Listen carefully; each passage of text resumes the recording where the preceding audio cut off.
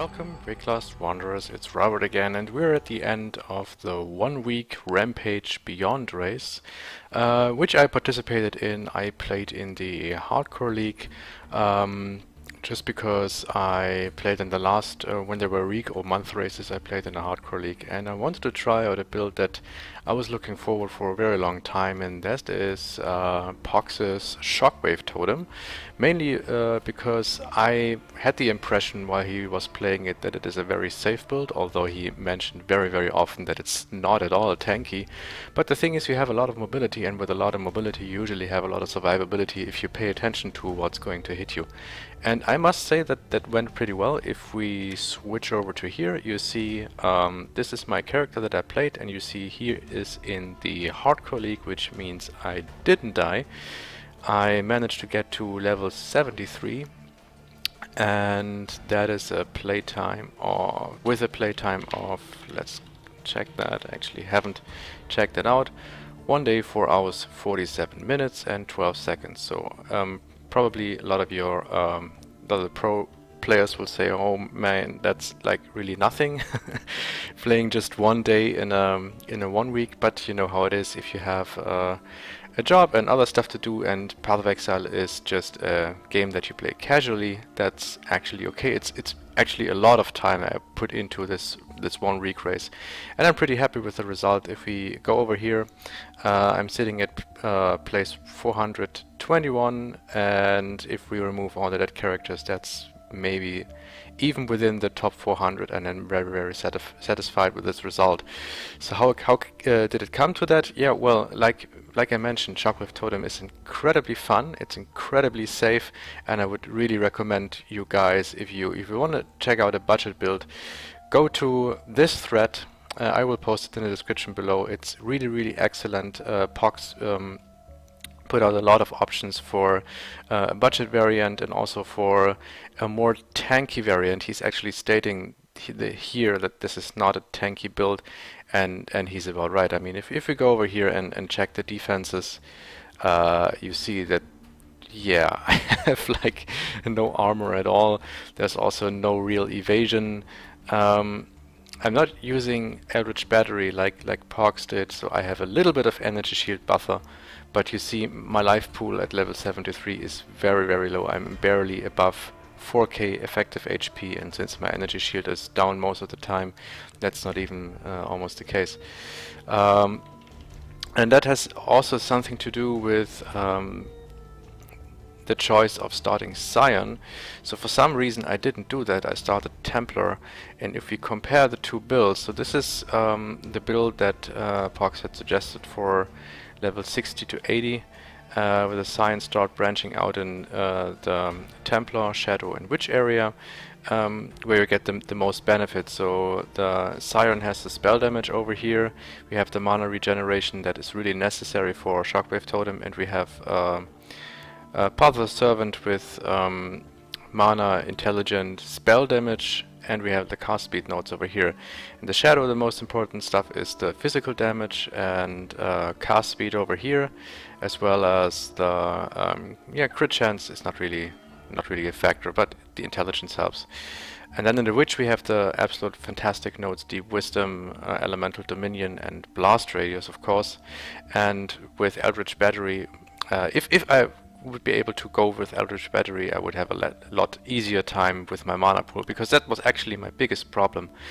And then in the Templar area, of course, we have Discipline and Training for I mean that in a few days this will be like a non-issue anyway, because the Templar tree changed a lot. But still, we had Discipline and Training. We have, of course, Amplify for the area of effect, and Prestidigitation for the cast speed and mana regeneration, and then of course the Ancestral Bond Keystone over here. So the difference to my build is I started as a Templar, and oh, and I fucked up over here.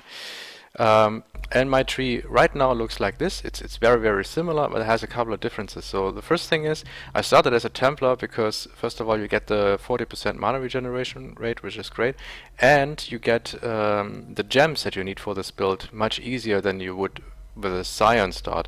So I did that because I was stupid.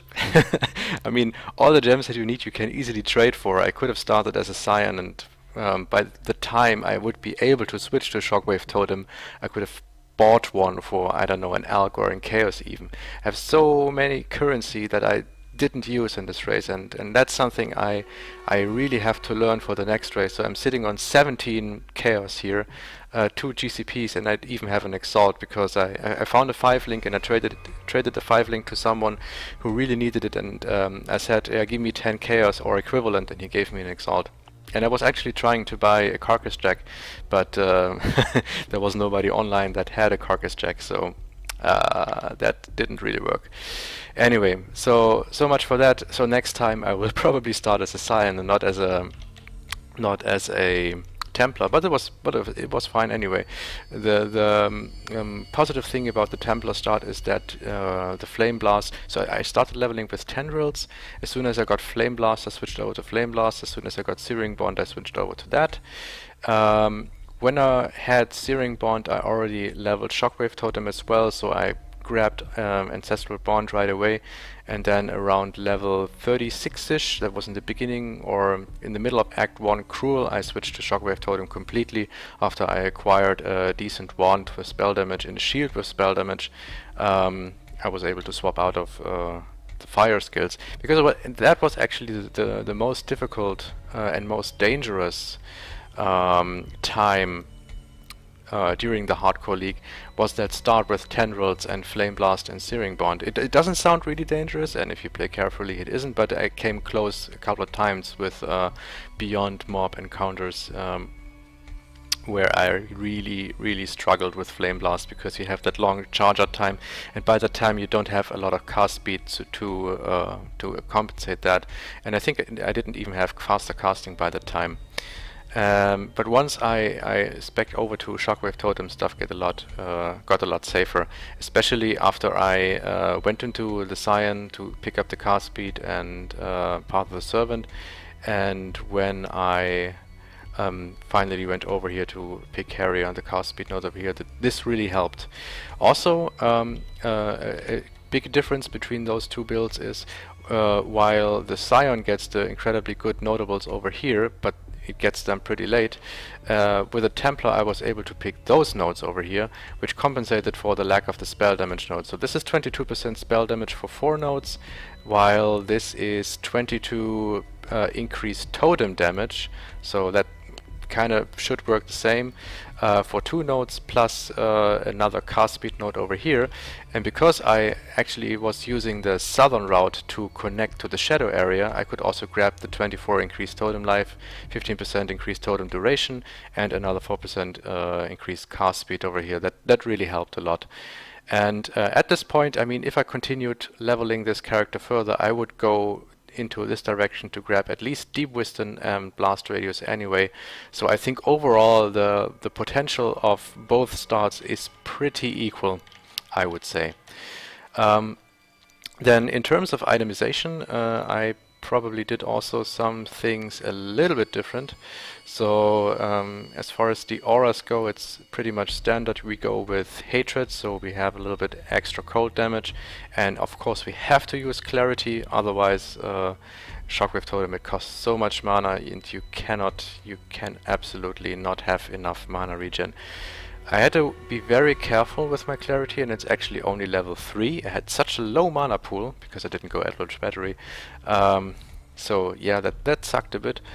But well, and then I actually added Herald of Ash on top of that, and that really helped with the damage. So I was starting to run maps, and without Herald of Ash it was a bit annoying, but with Herald of Ash it's absolutely great. The important thing here is that Herald of Ash only works on the added fire part. So if we go over to the gem, where is it? Here we go. So gain 15% of your physical damage as extra fire damage. So this works, but ignites for 145% of overkill damage. This doesn't work because it actually says in the description, if you kill an enemy with an attack, other enemies near them will be ignited. Shockwave Totem is not an attack, so this part doesn't work. It's a bit of a waste, but the 15% extra damage from physical, that helps a lot. So let's just go to Do I have actually? Ah, no. Wait. I have. What was the command? Claim crafting benches. Crafting benches. Yeah, that kind of worked. So, but interestingly, the Scion stuff is not here. Scion, I mean Zana. I had the map bench already. Interesting. Really interesting. Okay, then let's go to the laboratory. Weird. And that being said, I was really lucky with my masters. Even with this short playtime, I managed to get Zana into my hideout, and I was very happy about that. Anyway, so those three things leaves me with,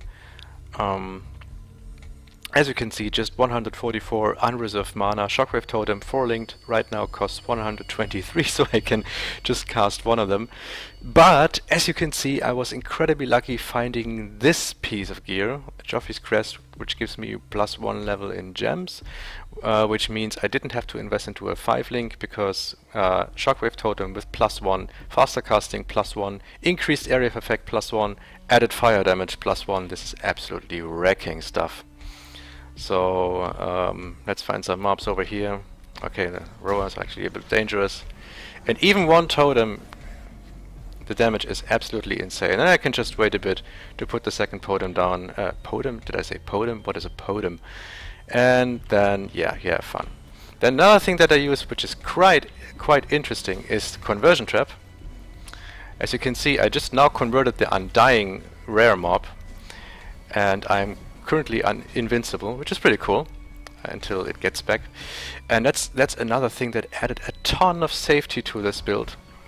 I'm really wondering why people don't use Conversion Trap more often. I think it is because they don't have the skill slots. But that's the next beautiful thing about the Shockwave Totem build.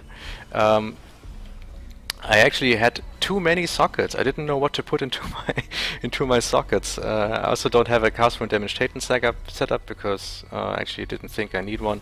I'm casting Enduring Cry, and if things get heated, I cast Immortal Call manually. It gives me a really long duration Immortal Call, which is cool. So I felt I didn't need the cast wound damage Titan setup in this build. And for the other skill slots, I decided to use multiple traps together with Conversion Trap, and this added another layer of safety, because whenever I encountered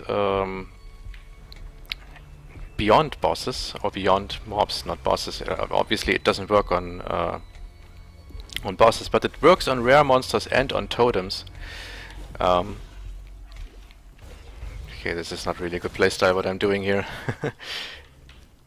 But let's just say a beyond pack would spawn over here. I would just throw 3 conversion traps into the middle of the pack, converting the rare and like 2 blues or even 2 blues, and then they would fight each other. And I was able, using that time, to put down the totems that can then, after the conversion ended, start doing damage against them.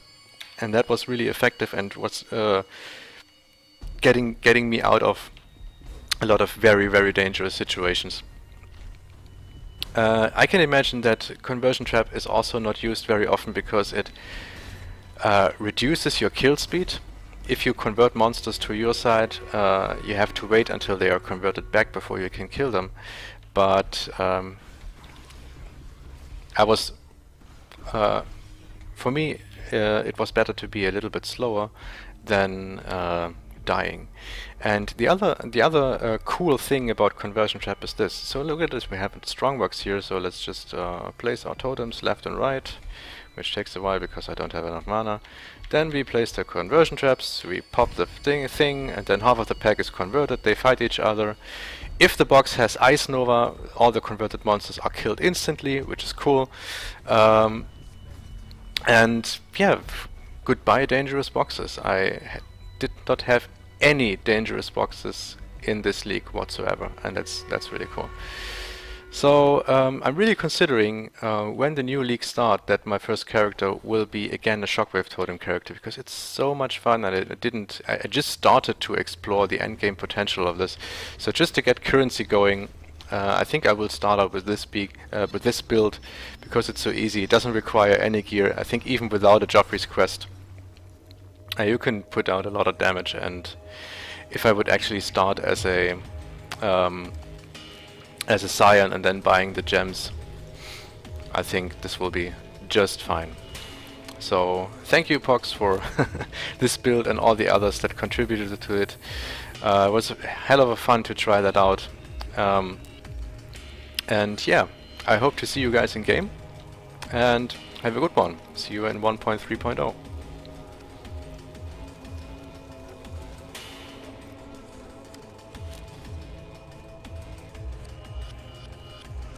Oh man, those 30 seconds.